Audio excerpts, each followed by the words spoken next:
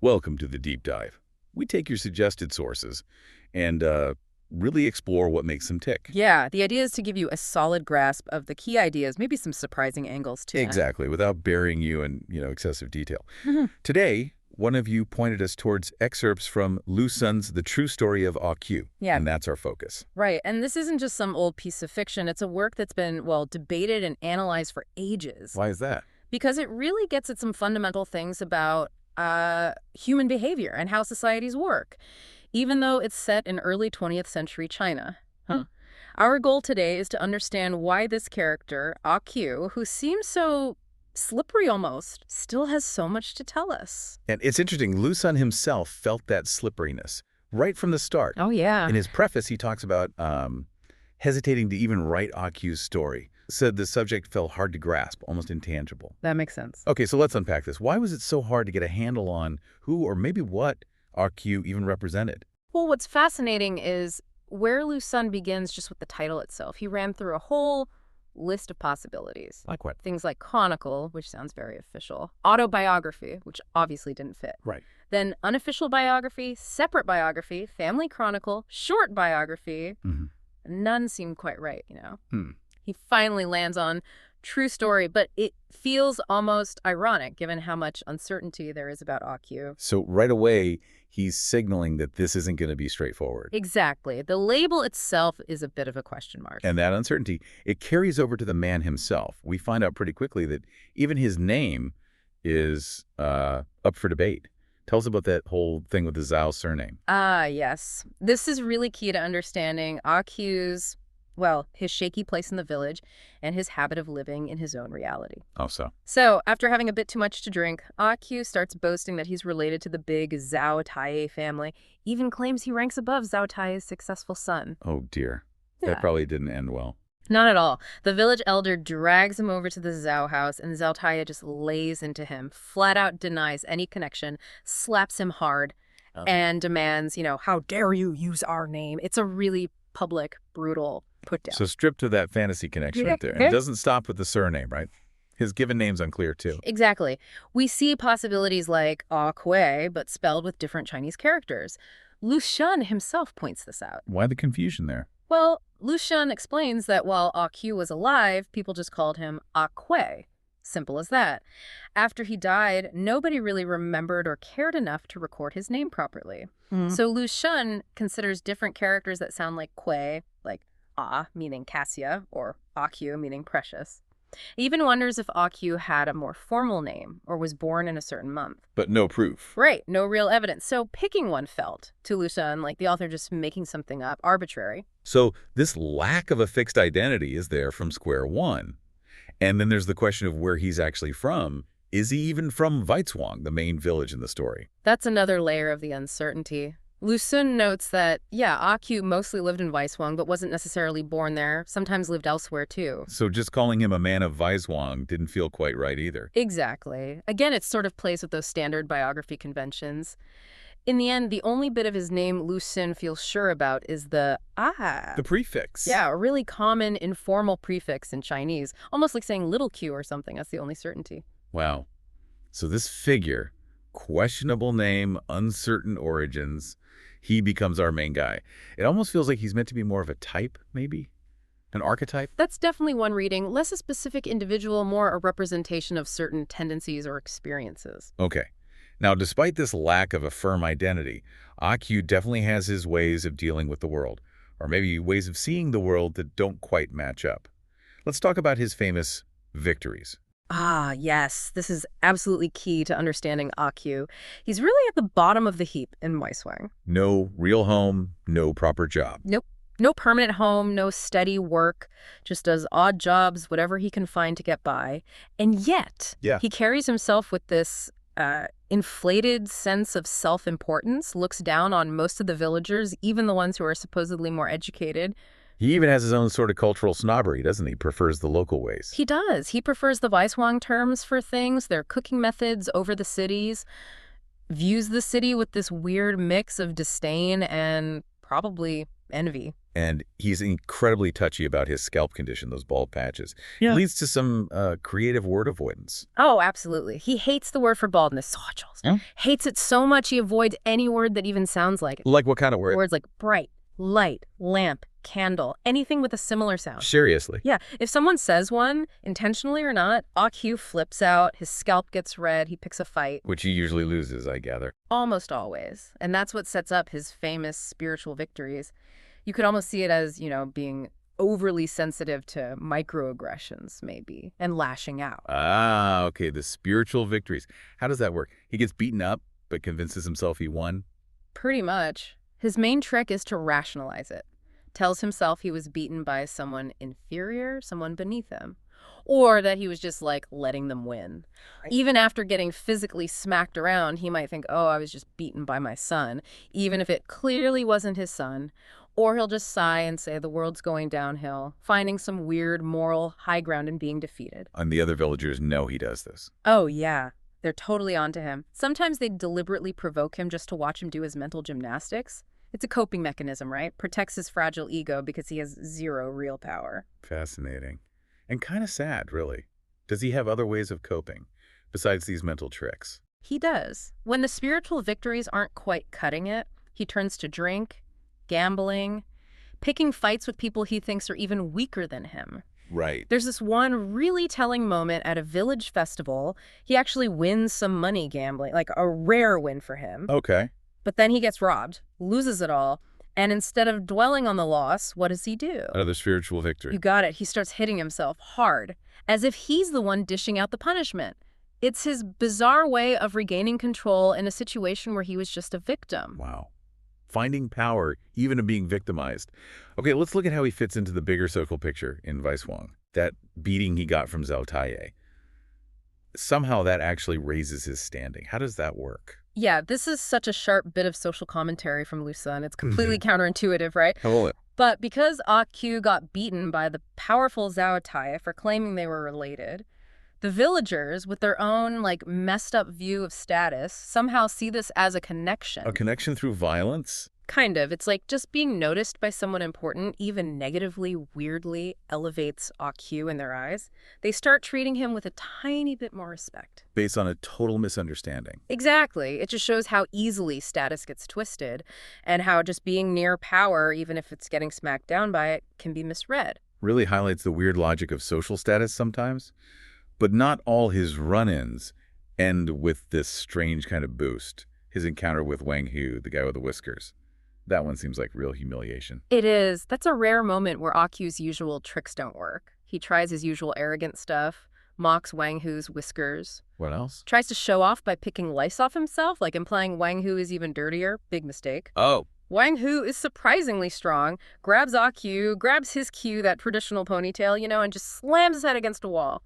Repeatedly. oof. No spiritual victory there. Not really. It's a raw, undeniable defeat, a direct clash with someone physically stronger who just isn't buying AQ's act, a real crack in his self-made reality.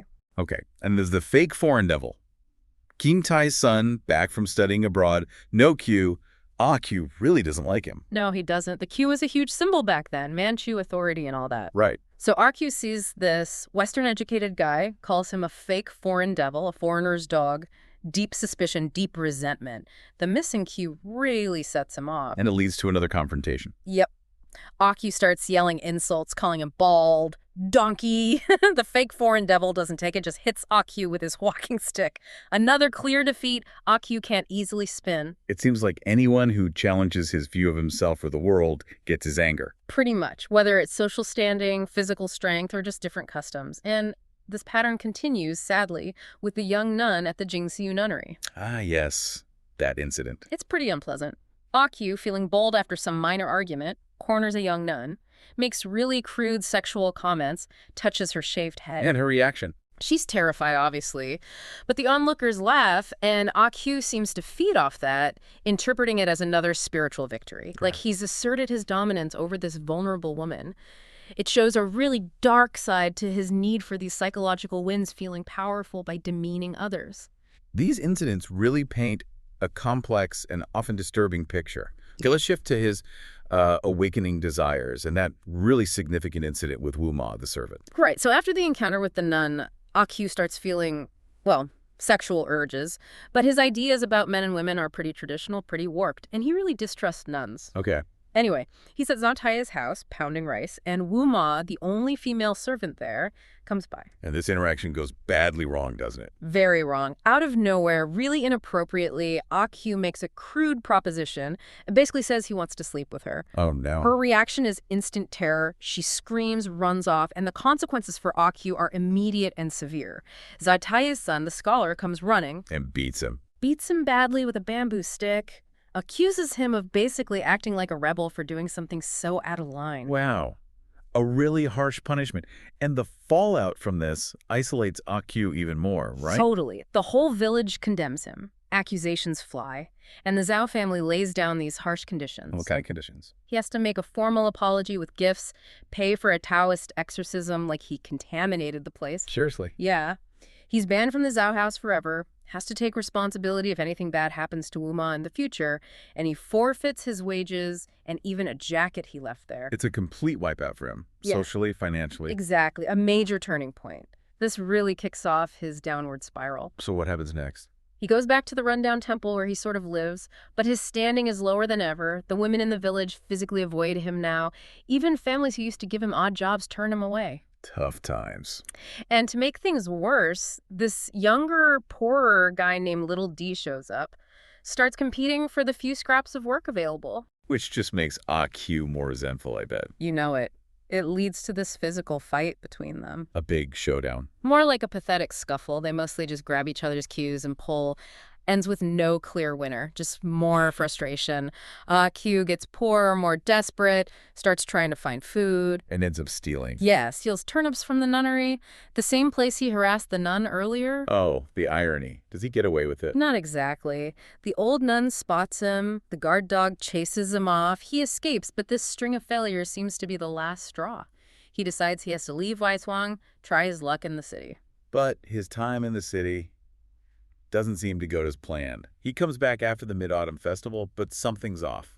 Definitely. His return is quite the event. He shows up back in Weiswang with money, silver, and copper coins and wearing new clothes, a total turnaround from when he left. How do the villagers react? They're stunned at first, super curious. Where did he get this money? Where has he been? And what does he tell them? He's vague. Claims he was working for a Mr. Bai in the city, a licentiate, someone who passed the big imperial exams, a title that still meant something. Trying to sound important. And does he brag about city life? Oh, yeah. Starts criticizing their local ways again, their cooking, their speech, boasts about how sophisticated he is now. He even claims he saw revolutionaries being executed. Wow, that's a dangerous boast. Very. But this fake prosperity seems to work, at least for a bit. His status seems to rise temporarily. He even gets bold enough to spit on Zhao Sichin and hit Wang Hu things he wouldn't have dared before. And people start treating him differently, hoping to get something from it. Exactly, especially the women.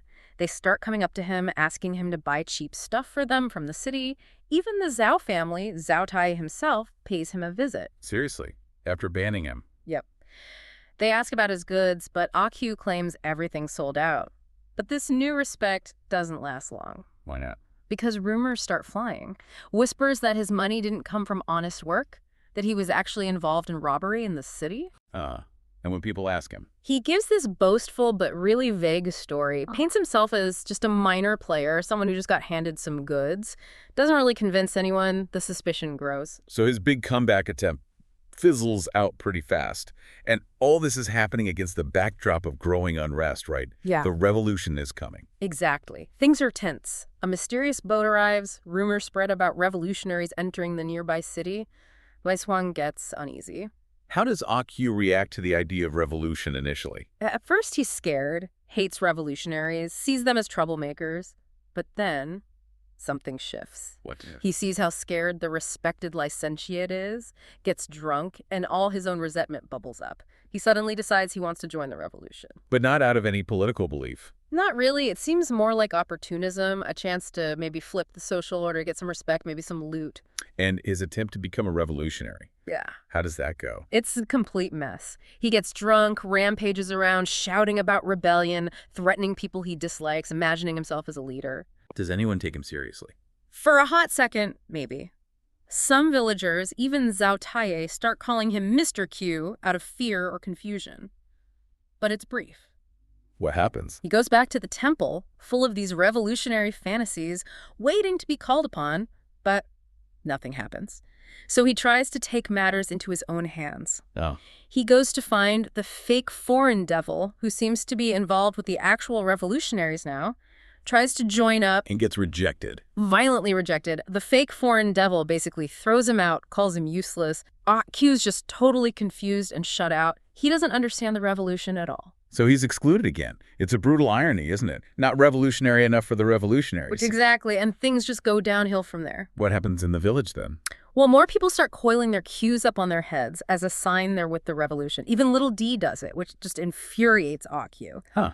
Zhao Shukai, the scholar, manages to get in good with the revolutionaries, even gets a silver medal. Everyone's finding their place in this new order except Aq. And Aq. He just sinks deeper into poverty, returns to petty theft. He actually witnesses the Zhao household being looted by real revolutionaries, or maybe bandits posing as revolutionaries. Just watches. Yeah. And then, one night, soldiers show up and arrest him, accuse him of being part of the robbery crew. Oh, man. Based on what? Probably just because he's a known vagrant. Maybe someone pointed a finger. His interrogation is just sad. How so? He's completely bewildered, doesn't understand the charges, can't even write his name properly when they tell him to sign a confession. He just draws a clumsy circle. Symbolizing his illiteracy, his lack of power. Totally. And there's even squabbling between the officials, the licentiate, and a military guy over how to handle the prisoners. Shows the chaos of the time. But ultimately, Aq is condemned. To execution. A really bleak ending. How's it described? It's portrayed as just profoundly confusing for Aq himself. He's paraded through the streets but doesn't seem to grasp why. He tries to sing like condemned heroes are supposed to, but he can't remember any songs. Just silence. His final moment is just this inarticulate cry for help that no one understands. And the crowd's reaction, it's mixed. How? In Weishuang, some satisfaction, maybe some fear. In the city, people are disappointed. They wanted more defiant, spirited execution. Aq was just pathetic to them. A grim end. A truly bleak and powerful ending indeed. So as we wrap up our deep dive into the true story of Aq, what are the key things, the big takeaways that still hit home today? Well, I think what really stands out is Aq's constant self-deception, using it to cope with being powerless, right? His whole pursuit of spiritual victories. Yeah, that really resonates. It highlights a very human thing, seeking psychological comfort even when reality is harsh. And the story is brilliant on how slippery social status is, how people try to game it in often absurd ways. The Zhao Taiye incident. Exactly. And finally, it just hammers home how big societal changes, revolutions, shifts in power crash down on ordinary people, changes they might not even understand, let alone control. Those are definitely powerful themes, and they fit right in with what you, our listener, are looking for, getting quick but deep insights into complex stuff. So here's a final thought for you to chew on. How do people cope with feeling powerless? How do they seek validation, especially when times are changing fast? Are there echoes of Aq's strategies around us today in our own societies? Yeah, what can we learn from his story, really? About ourselves, about the communities we build? Good questions. We definitely encourage you to check out Lu Sun's work for yourself. His commentary feels incredibly relevant. It really does. Thanks for diving deep with us today.